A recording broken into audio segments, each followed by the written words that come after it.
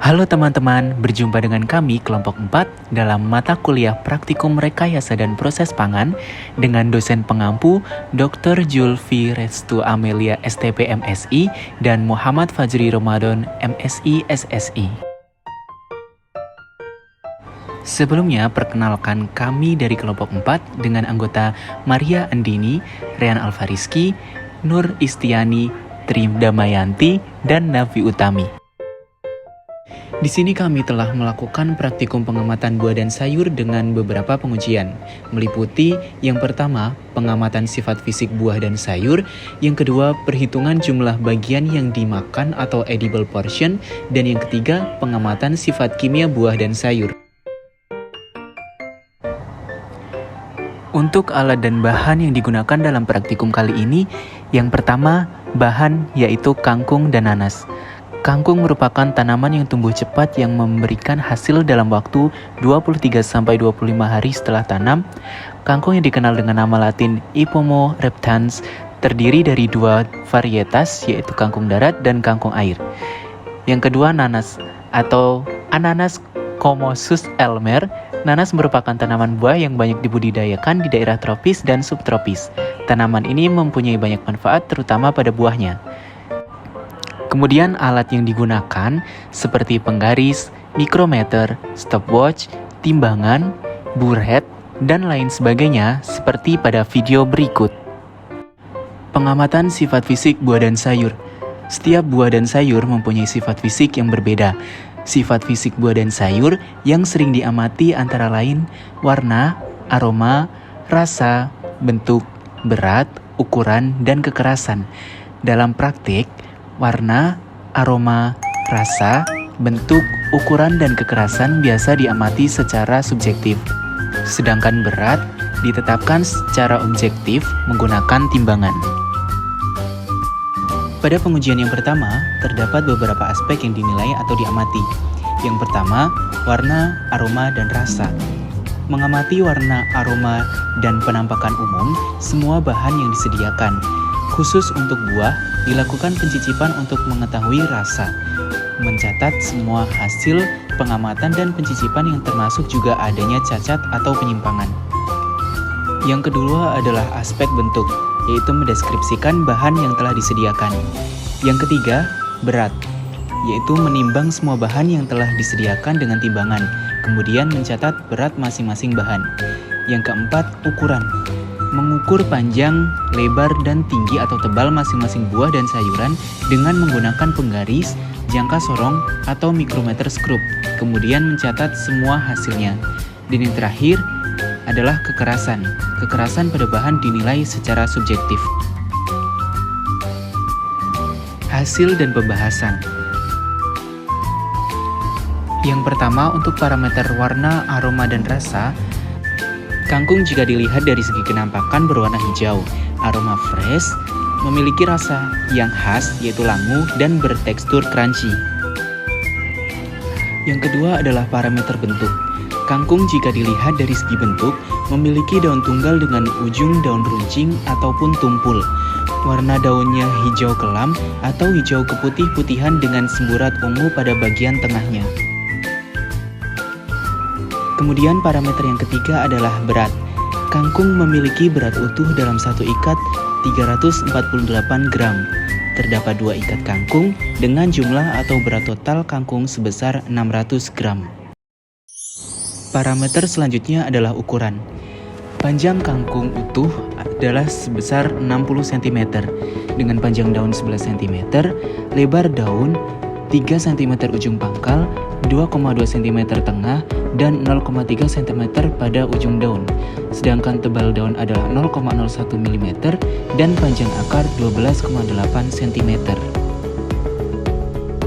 Parameter yang kelima adalah kekerasan.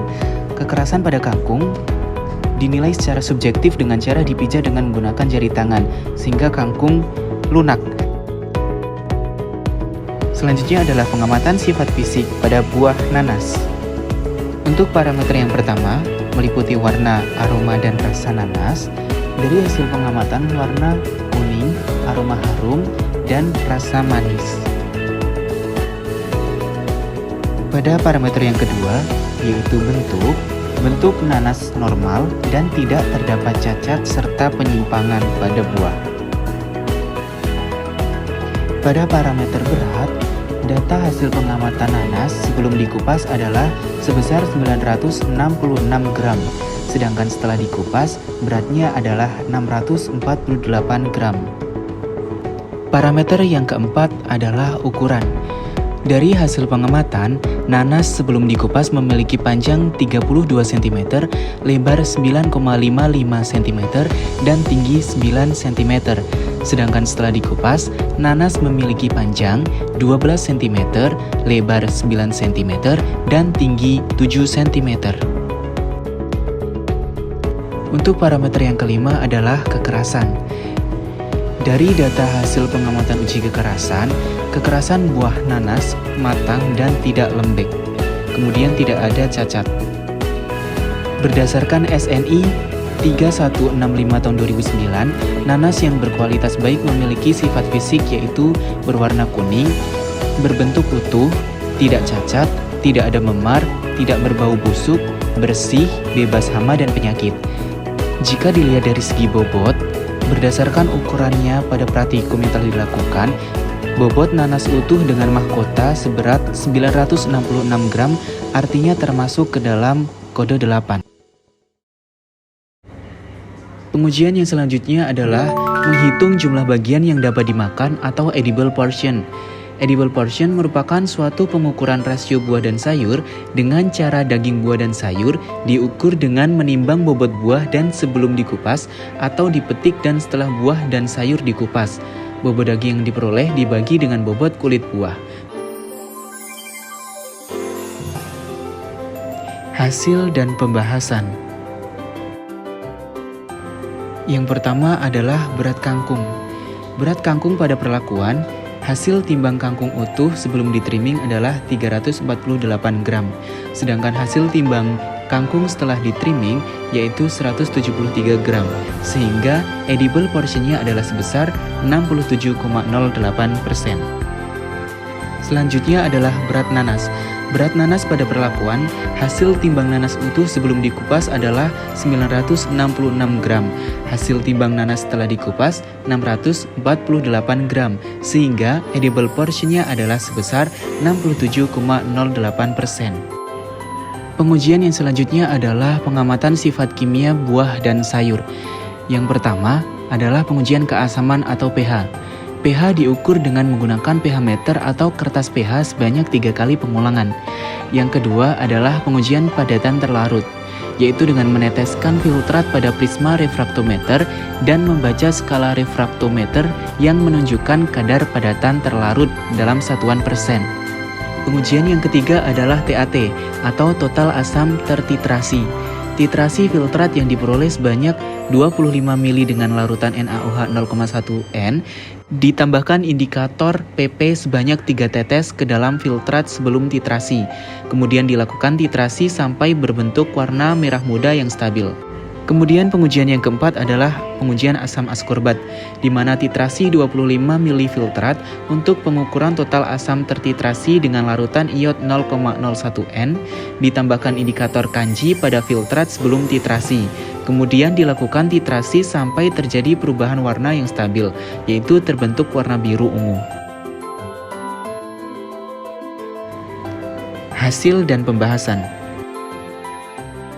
Sebelum melakukan 4 pengujian tersebut, haluskan kedua bahan menggunakan blender dengan perbandingan 1:1 antara bahan dan juga air, sehingga akan didapatkan filtrat.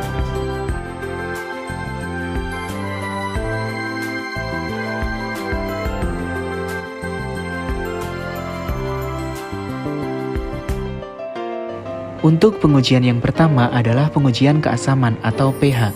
pH hancuran bahan kangkung menggunakan kertas pH sebanyak 3 kali, sehingga didapatkan pH rata-rata sebesar 7.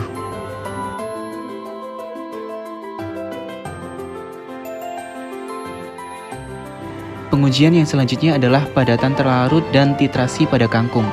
Padatan terlarut pada kangkung yaitu sebesar 3,4%. Sedangkan untuk titrasinya, berdasarkan hasil pengujian kadar asam tertitrasi sebesar 0,1664%, maka dapat disimpulkan bahwa kandungan metabolit pada kangkung yaitu 0,1664%.